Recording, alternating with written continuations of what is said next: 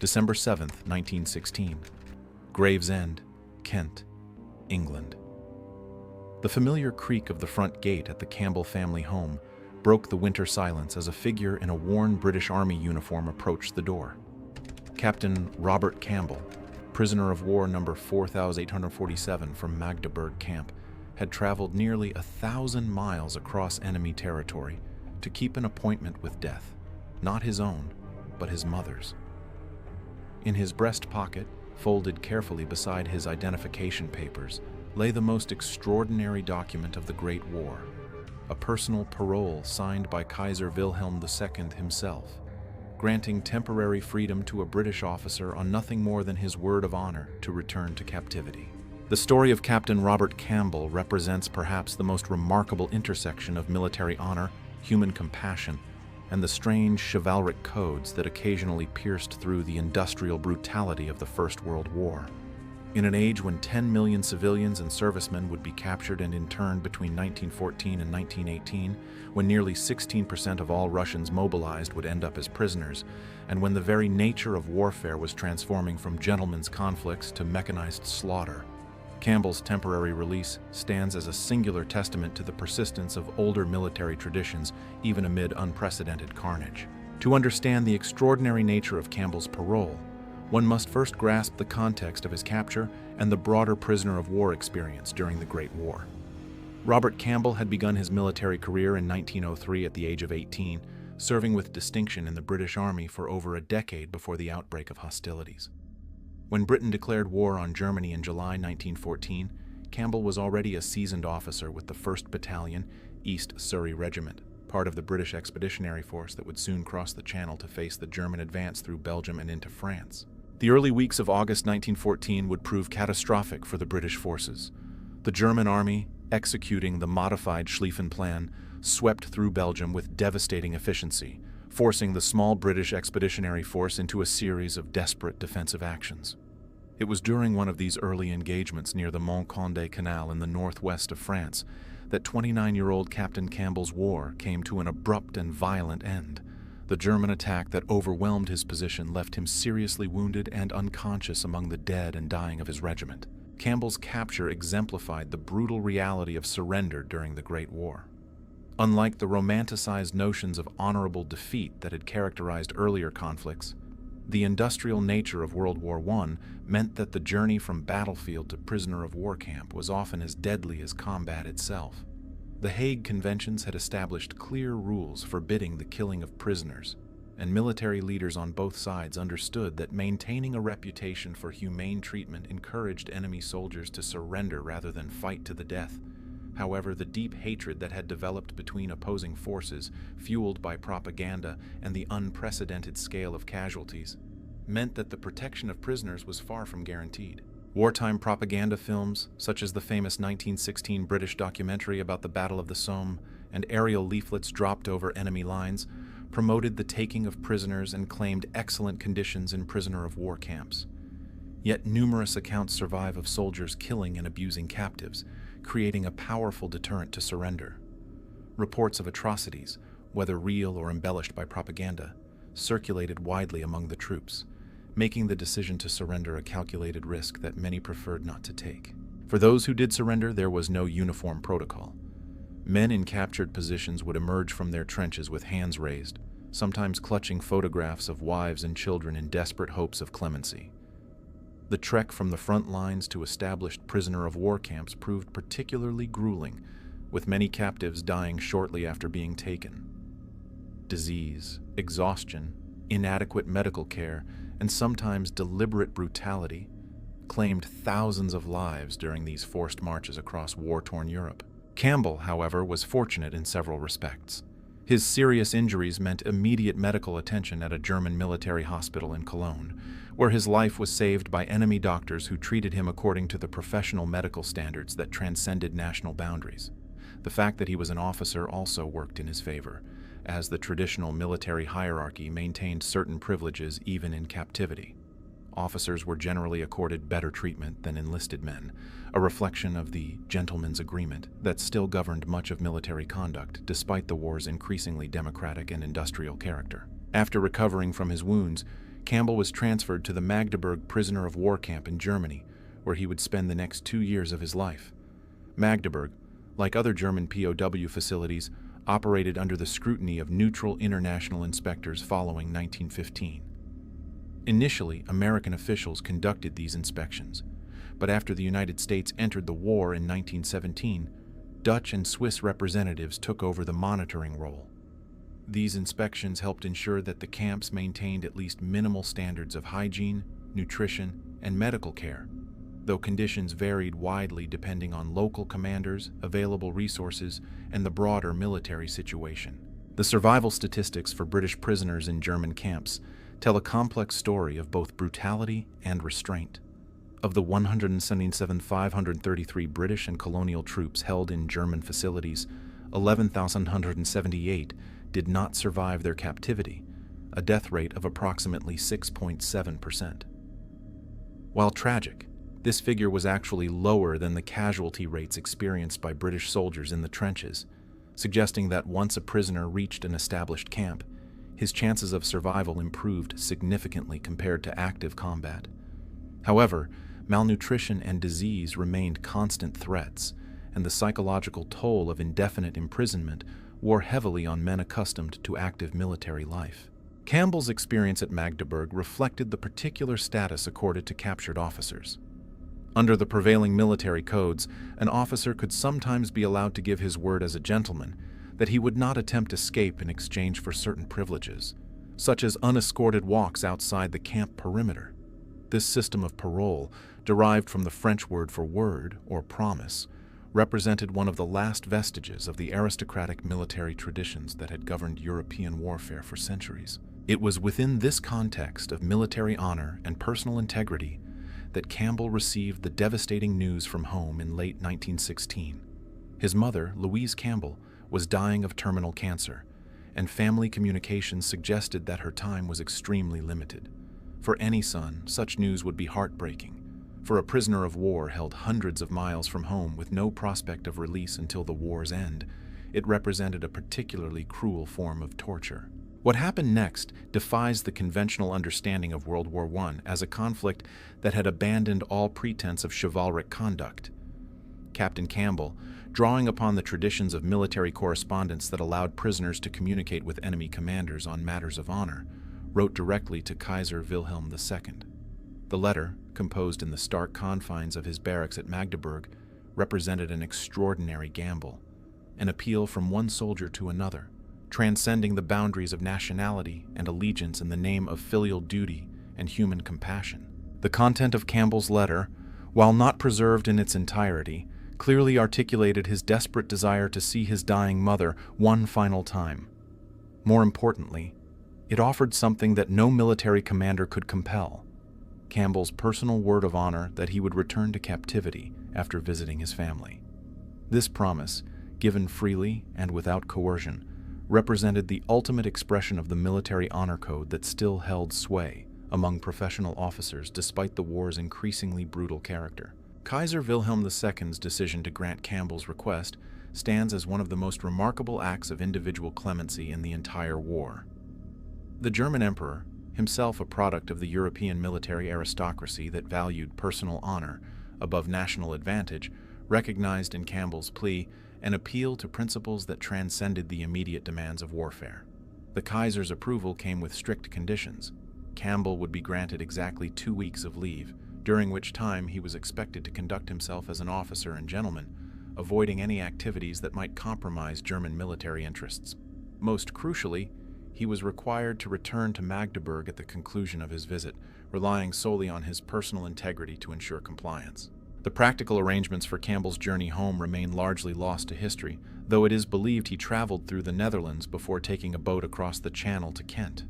The route itself speaks to the complex diplomatic and logistical challenges involved in moving a British officer through German-controlled territory during wartime. Neutral Netherlands served as a crucial corridor for such exceptional movements, maintaining its precarious neutrality by facilitating humanitarian exchanges that served the interests of all belligerents. Campbell's arrival in Gravesend on December 7, 1916, must have seemed like a miracle to his family. The sight of their son and brother, alive and relatively healthy after more than 2 years of imprisonment, would have provided immeasurable comfort during Louise Campbell's final weeks. Yet the bittersweet nature of the reunion was inescapable. Campbell had come home not to stay, but to say goodbye, carrying with him the knowledge that he would soon return to captivity, while his mother faced her final battle alone. The week Campbell spent with his dying mother represents one of the most poignant episodes in the entire history of the Great War. Here was a British officer, temporarily freed from enemy imprisonment through an act of unprecedented clemency, spending precious hours at his mother's bedside while the war raged on around them. The conversations between mother and son, the shared memories, the unspoken understanding that this would be their final time together, all of this unfolded against the backdrop of a conflict that had already claimed millions of lives and showed no signs of ending. Louise Campbell's condition during her son's visit reflected the broader civilian suffering that characterized the home front experience during World War I.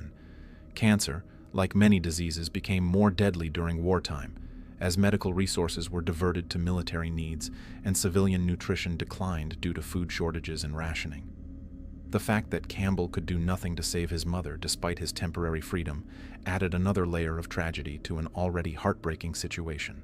The most extraordinary aspect of Campbell's story, however, was yet to come. As his 2-week parole neared its end, the British officer faced a choice that would define his character for posterity. He could remain in England, safe among his family and friends, contributing to the British war effort as a free man. No German guards watched him. No physical barriers prevented his escape from the terms of his parole. The only constraint was his word of honor, given to an enemy emperor in exchange for a dying mother's final embrace. Campbell's decision to honor his commitment and return to Magdeburg represents perhaps the purest expression of military integrity in the entire war. On the appointed day, he kissed his mother goodbye for the last time, knowing that she would likely die before he could see her again, and began the long journey back to German captivity. The 2-day trip by boat and train across war-torn Europe must have felt like a descent into hell, each mile taking him further from his dying mother and closer to the uncertain fate that awaited him in the prisoner of war camp. The British military's response to Campbell's situation reveals the complex ethical and practical considerations that governed prisoner of war policy during the Great War. There is no recorded explanation in British military archives as to why the army did not attempt to prevent Campbell's return to German captivity. The most likely explanation lies in the military honor code that still governed officer conduct. Campbell had given his word as a British officer, and any attempt to prevent him from keeping that promise would have compromised the integrity of the entire British officer corps. This principle would be tested again later in the war when a German prisoner of war named Peter Gastreich, held at the Isle of Wight, requested leave to visit his dying father. The British Prisoners of War Department explicitly refused the request, stating that they could not recognize Campbell's temporary release as a precedent for such concessions. Significantly, the British noted that they had not been consulted before the German government granted Campbell's leave, suggesting that the Kaiser's decision had been made independently of any reciprocal arrangements. The refusal of Gastreich's request also reflected the changing character of the war by 1917. The initial period of the conflict, when Campbell was captured and later paroled, had retained some elements of the traditional European military culture that valued individual honor and chivalric conduct. By 1917, however, the war had evolved into a total conflict that consumed entire societies and left little room for such personal considerations. The massive casualties of 1916, including the devastating losses at the Somme and Verdun, had hardened attitudes on all sides and made humanitarian gestures increasingly rare. Campbell's return to Magdeburg in late December 1916 was met with a mixture of respect and amazement from both his German captors and fellow British prisoners. The fact that he had voluntarily returned to captivity after being given the opportunity to remain free elevated him to legendary status among the prisoner population. His fellow officers, many of whom had been captured in the same early battles of the war, recognized in Campbell's action a vindication of the military values they had sworn to uphold. The psychological impact of Campbell's return on the German camp administration was equally significant. The Kaiser's gamble in granting the parole had been vindicated by Campbell's honor, demonstrating that the traditional military codes still held power even in the midst of an increasingly brutal conflict. This validation of mutual respect between professional soldiers provided a small but important counterpoint to the dehumanizing propaganda that characterized much of the war's conduct. Louise Campbell died in February 1917, while her son remained imprisoned at Magdeburg. The news of her death, conveyed through the International Red Cross postal system that maintained communication between prisoners and their families, must have brought Campbell both grief and gratitude. Grief for his loss, but gratitude that he had been able to see her one final time. The knowledge that his mother had died knowing he had kept his word of honor likely provided some comfort during the dark months that followed. Campbell's subsequent actions at Magdeburg reveal the complex psychology of the long-term prisoner of war. Despite having honored his parole and demonstrated his integrity beyond question, Campbell joined with a group of fellow prisoners in planning an escape attempt.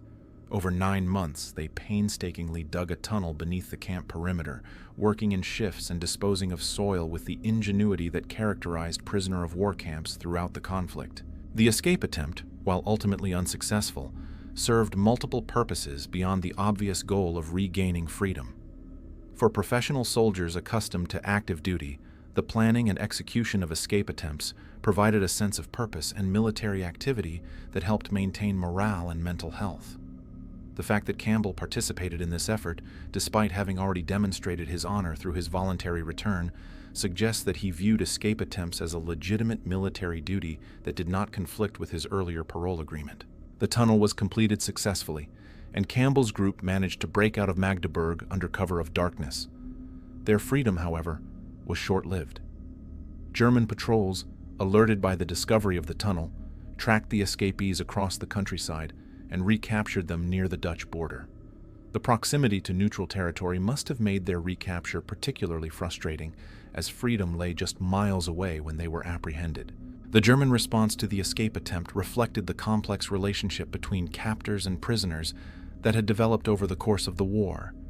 Rather than imposing harsh punishments, the camp authorities treated the escape as a legitimate military action undertaken by professional soldiers. Campbell and his fellow escapees were returned to Magdeburg and placed in solitary confinement for a period, but they were not subjected to the brutal reprisals that might have been expected in a more vindictive prison system. This relatively lenient treatment can be attributed to several factors. First, Campbell's earlier demonstration of honor in returning from his parole had earned him considerable respect from the German camp administration. Second, the escape attempt itself had been conducted according to military principles, without violence or damage to German property beyond what was necessary for the tunnel construction. Finally, the German officers who administered the camp were themselves products of the same military culture that valued courage and initiative, even when displayed by enemy prisoners. Campbell remained at Magdeburg until the Armistice of November 11, 1918, brought the Great War to its official conclusion.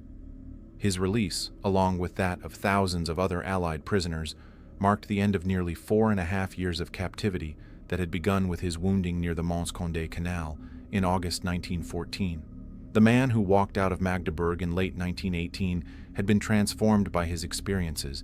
He had witnessed the worst and best of human nature, had demonstrated extraordinary personal integrity under impossible circumstances, and had survived one of the most devastating conflicts in human history. Campbell's post-war career reflected both his military professionalism and the lasting impact of his wartime experiences. He continued to serve in the British Army until 1925, when he retired with the rank of captain, the same rank he had held when captured more than a decade earlier. His decision to remain in military service despite his traumatic prisoner of war experience suggests a deep commitment to the institution that had shaped his character and provided the framework for his most defining moment. The outbreak of the Second World War in 1939 brought Campbell back to military service, though in a different capacity than his earlier career. At the age of 54, he was too old for frontline combat duty, but his experience and dedication made him valuable in a support role. He served as chief observer of the Royal Observer Corps on the Isle of Wight, a position that placed him at the center of Britain's air defense system during the Battle of Britain and the subsequent German bombing campaigns. The irony of Campbell's Second World War service was not lost on those who knew his story. The man who had been granted clemency by Kaiser Wilhelm II in 1916 now found himself helping to defend Britain against the Kaiser's successor regime. The transformation of Germany from the relatively honorable military monarchy of World War I to the totalitarian Nazi state of World War II represented a fundamental shift in the nature of warfare and international relations that Campbell witnessed firsthand. Campbell survived the Second World War unscathed, a remarkable achievement for someone who had already endured 4.5 years of imprisonment during the previous conflict. His death in July 1966 at the age of 81 marked the end of a life that had spanned 2 world wars and witnessed the transformation of military culture from the aristocratic traditions of the early 20th century to the technological warfare of the nuclear age. The discovery of Captain Campbell's extraordinary story came through the meticulous research of historian Richard Van Emden, whose investigation into the human dimensions of the Great War uncovered this remarkable example of wartime honor. Van Emden, a specialist in First World War social history, had spent years combing through military archives, personal diaries, and family collections when he encountered the fragmentary records that would lead him to Campbell's story. The historian's initial reaction was one of disbelief. The idea that a British prisoner of war had been granted temporary release by the Kaiser himself seemed too extraordinary to be credible. Van Emden's research methodology reflected the painstaking detective work required to reconstruct individual stories from the vast documentary chaos left by the Great War. Military records from the period were often incomplete, damaged by subsequent conflicts, or scattered across multiple archives in different countries. Personal documents, letters, diaries, photographs had frequently been lost or destroyed by families who found the memories too painful to preserve.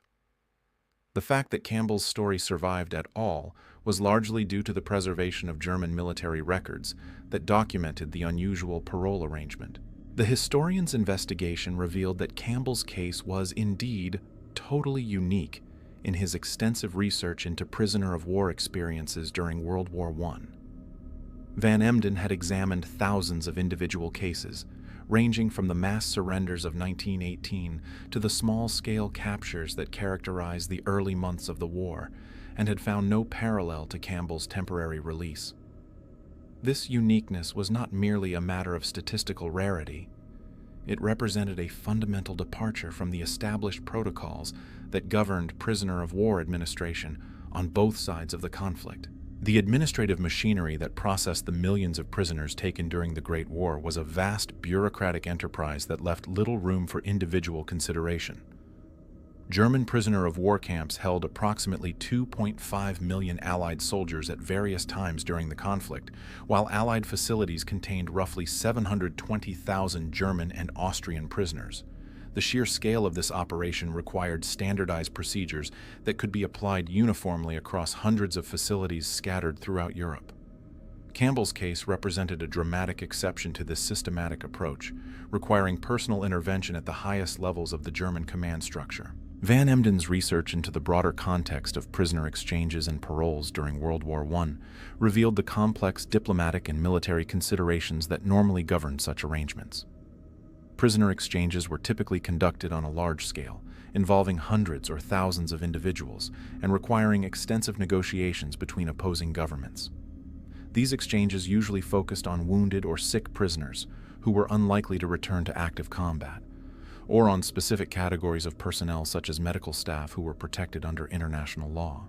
Individual paroles, while not unknown, were extremely rare and typically involved prisoners whose continued captivity served no military purpose. Officers who were too old or too injured to pose a future threat might be released on parole to neutral countries, where they would remain for the duration of the war. The idea of releasing a healthy, experienced officer for a temporary visit to enemy territory was virtually unprecedented, requiring not only exceptional circumstances, but also an extraordinary level of trust between opposing commanders. The military culture that made Campbell's parole possible was rapidly disappearing even as his story unfolded. The early months of World War I had retained many elements of the traditional European military system, in which professional officers on opposing sides maintained a grudging respect for each other's competence and honor. This culture was exemplified by incidents such as the Christmas Truce of 1914, when British and German soldiers spontaneously ceased hostilities to exchange greetings and play football in no man's land. By 1916, however, the character of the war had fundamentally changed. The massive casualties of the Somme offensive, which cost the British Army 60,000 men on the first day alone, had shattered many illusions about the nobility of warfare. The introduction of poison gas, the systematic destruction of civilian targets, and the increasing involvement of entire populations in the war effort had eroded the distinction between combatants and non-combatants that had traditionally limited the scope of military conflict. The transformation of warfare during this period can be measured not only in casualty statistics, but in the changing attitudes of the soldiers themselves. Letters and diaries from 1914 and early 1915 often reflect a sense of adventure and patriotic enthusiasm that would seem naive to later generations. By 1916, these same sources reveal a growing bitterness and disillusionment that made acts of individual clemency increasingly rare. The fact that Campbell's parole occurred during this transitional period makes it all the more remarkable. Van Emden's investigation also revealed the complex family dynamics that may have influenced the Kaiser's decision to grant Campbell's request. While the historian found no evidence to support claims that Campbell was a distant relative of the Hohenzollern family, he did discover that such kinship connections were not uncommon among the European military aristocracy of the period. The officer corps of all major European armies drew heavily from the same social class, and family connections often transcended national boundaries. More significantly, Van Emden's research uncovered evidence that Kaiser Wilhelm II had a personal interest in prisoner of war affairs that went beyond the normal concerns of military administration. The Kaiser had lost his own mother, Victoria, Princess Royal of the United Kingdom, in 1901, and contemporary accounts suggest that her death had affected him deeply. This personal experience may have made him more sympathetic to Campbell's plea than might otherwise have been the case. The Kaiser's complex relationship with Britain also played a role in his decision. Wilhelm II was the grandson of Queen Victoria and had spent considerable time in England during his youth. Despite the political tensions that had led to war between Germany and Britain, the Kaiser retained a personal affection for British culture and institutions that occasionally influenced his military decisions. Campbell's case may have appealed to this sentimental attachment to his British heritage. Van Emden's research into the German military archives revealed the administrative process that made Campbell's parole possible. The initial request had to pass through multiple levels of command before reaching the Kaiser's attention. Camp commandants at Magdeburg forwarded the letter to regional military authorities, who in turn passed it to the German War Ministry in Berlin. The fact that the request survived this bureaucratic gauntlet suggests that it resonated with German officers at every level of command. The documentation surrounding Campbell's parole also revealed the careful legal and diplomatic considerations that governed its implementation. German military lawyers had to ensure that the temporary release did not violate international law or create precedents that might be exploited by other prisoners. The specific terms of Campbell's parole were crafted to minimize any potential military advantage that might accrue to the British from his temporary freedom. The route of Campbell's journey home, while not fully documented, can be reconstructed from Van Emden's research into the diplomatic channels that remained open between belligerent nations during the war. Neutral Netherlands served as a crucial intermediary for such exceptional movements, maintaining diplomatic relations with both Germany and Britain despite the ongoing conflict. The Dutch government had established specific protocols for handling prisoner transfers and exchanges, and Campbell's case would have required their cooperation and oversight. The logistics of Campbell's journey reveal the complex infrastructure that supported even the most unusual wartime movements. German authorities would have provided him with travel documents and safe passage to the Dutch border, where neutral officials would have verified his identity and the legitimacy of his parole. From the Netherlands, Campbell would have traveled to a channel port, probably Rotterdam or Amsterdam, where British consular officials would have arranged his passage to England. The 2-week duration of Campbell's parole was carefully calculated to allow sufficient time for travel, while minimizing the risk of his providing useful intelligence to British authorities. The round trip from Magdeburg to Gravesend and back required at least 4 days of travel under wartime conditions, leaving Campbell with approximately 10 days to spend with his family. This time frame was long enough to fulfill the humanitarian purpose of the parole, while short enough to prevent any significant military advantage from his temporary freedom. Van Emden's investigation into Campbell's family background revealed the social context that made his story particularly poignant. The Campbell family represented the respectable middle class that had provided the backbone of the British officer corps for generations. Robert Campbell's father had been a civil servant, and the family's modest prosperity had enabled them to provide their son with the education and social connections necessary for a military career. Louise Campbell's battle with cancer reflected the limited medical options available to civilian populations during the Great War.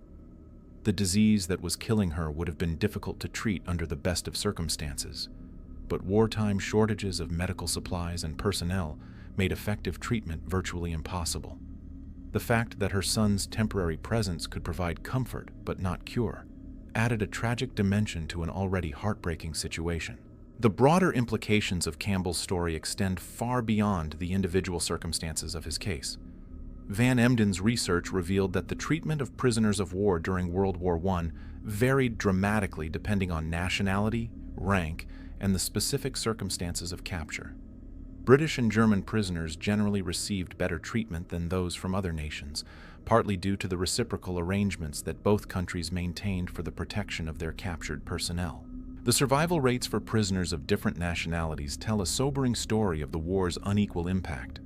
While British prisoners in German camps had a survival rate of approximately 93%, Russian prisoners faced far worse conditions, with mortality rates approaching 40% in some facilities. These disparities reflected not only differences in national resources and administrative efficiency, but also the racial and cultural prejudices that influenced military policy on all sides. Van Emden's research into the post-war fate of World War I prisoners revealed the long-term psychological and social consequences of prolonged captivity. Many former prisoners struggled to readjust to civilian life, suffering from what would later be recognized as post-traumatic stress disorder. The shame associated with capture, despite its involuntary nature, haunted many veterans for the rest of their lives. Campbell's story provided a counter-narrative to this shame, demonstrating that capture need not compromise personal honor if one's subsequent conduct remained exemplary. The historian's investigation also uncovered the broader diplomatic context that made Campbell's parole possible.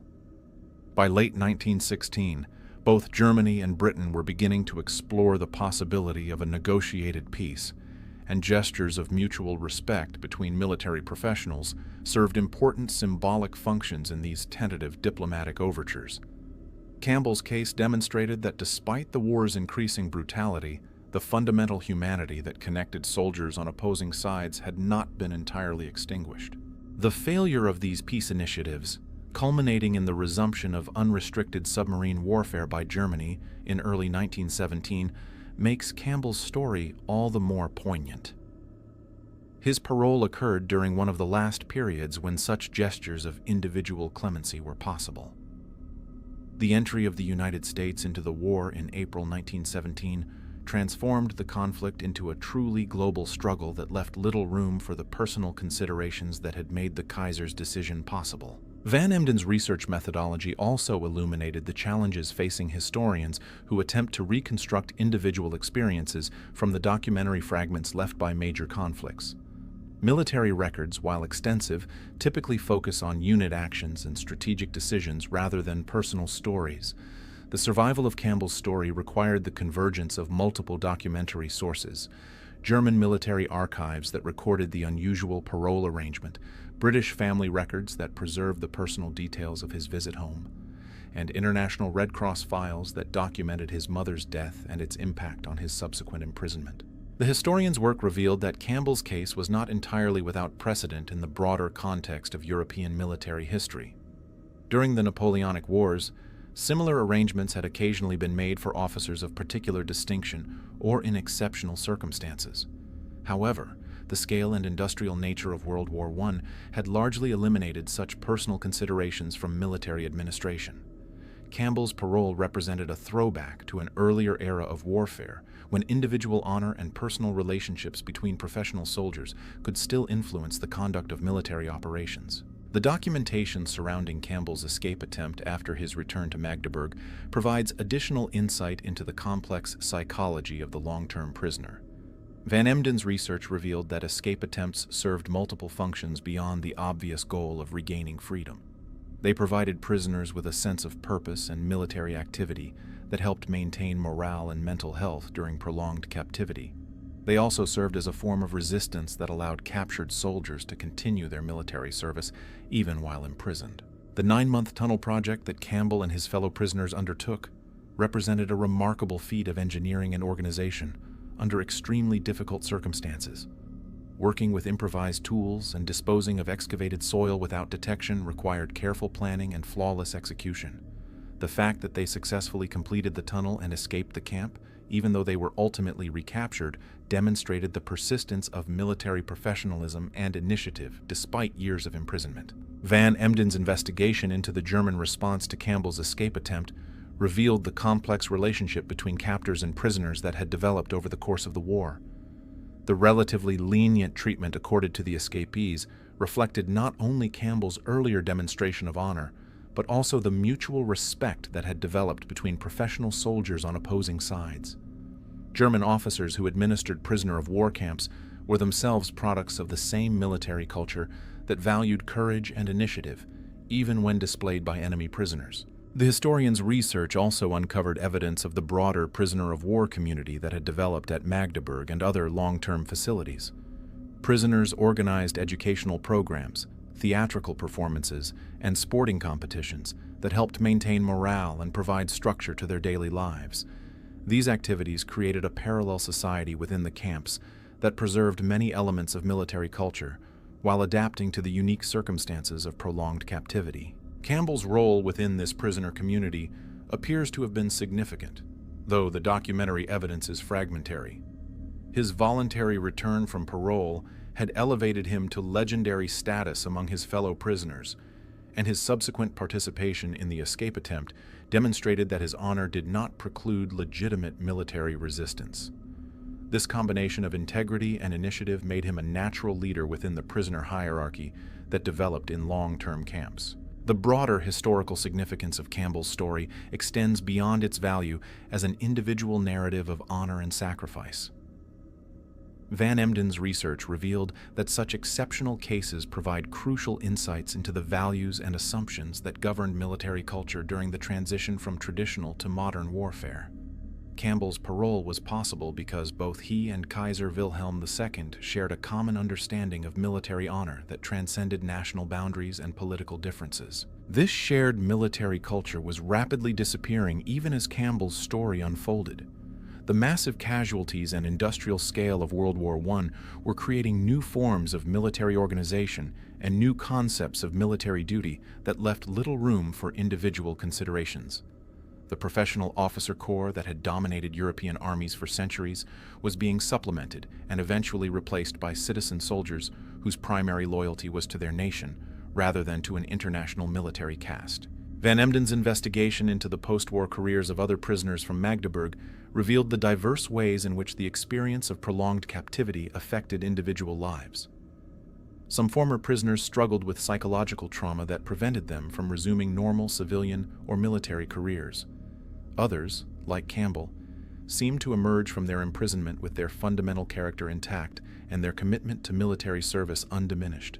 These different outcomes reflected not only individual resilience, but also the varying conditions and treatment that prisoners experienced in different camps and at different times during the war. The historian's research also illuminated the role of family networks in sustaining prisoner morale during prolonged captivity. The regular correspondence that prisoners maintained with their families, facilitated by the International Red Cross postal system, provided crucial psychological support that often meant the difference between survival and despair. Campbell's knowledge of his mother's illness, while devastating, also provided him with a specific goal and motivation that helped him endure the uncertainty of indefinite imprisonment. The timing of Louise Campbell's death in February 1917, just 2 months after her son's visit, adds another layer of poignancy to an already tragic story. Van Emden's research suggests that the knowledge of her son's safe return to captivity may have provided Louise Campbell with the peace of mind necessary to let go of life. The fact that she lived long enough to know that Robert had kept his word of honor, even at the cost of his own freedom, represents a final vindication of the values that had shaped their family's approach to military service.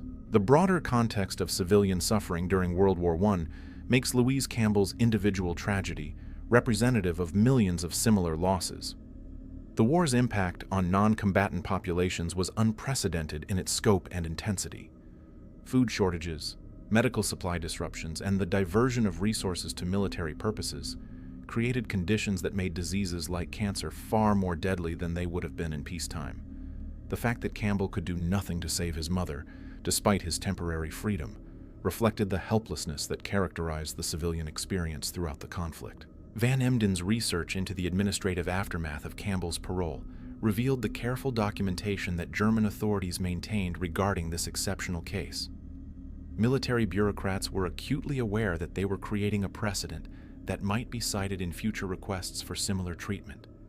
The detailed records they kept of Campbell's movements, the conditions of his parole, and his punctual return served both as a vindication of their decision and as a guide for any future cases that might arise. The fact that no similar cases did arise during the remainder of the war reflects the changing character of the conflict and the hardening of attitudes on all sides. By 1917, the war had evolved into a total conflict that consumed entire societies and left little room for individual humanitarian gestures. The massive casualties of 1916, the introduction of increasingly destructive weapons, and the growing involvement of civilian populations in the war effort had created an atmosphere in which Campbell's parole would have been virtually impossible to arrange. The historian's investigation into Campbell's Second World War service revealed the continuity of character that defined his entire military career. His decision to return to service at the age of 54, despite his traumatic prisoner of war experience, demonstrated an unwavering commitment to military duty that transcended personal considerations. His role as chief observer of the Royal Observer Corps placed him at the center of Britain's air defense system during some of the most critical moments of the war. The irony of Campbell's Second World War service was not lost on Van Emden, who noted the dramatic transformation of Germany between the two conflicts. The relatively honorable military monarchy that had granted Campbell's parole in 1916 had been replaced by a totalitarian regime that recognized no limits on the conduct of warfare. The fact that Campbell found himself defending Britain against German air attacks represented a personal journey that paralleled the broader historical transformation of European civilization during the first half of the 20th century. Van Emden's research methodology also provided insights into the challenges facing historians who attempt to recover individual stories from the vast documentary archives left by major conflicts. The survival of Campbell's story required not only the preservation of official military records, but also the maintenance of family documents and personal correspondence that might easily have been lost or destroyed. The historian's success in reconstructing this narrative demonstrates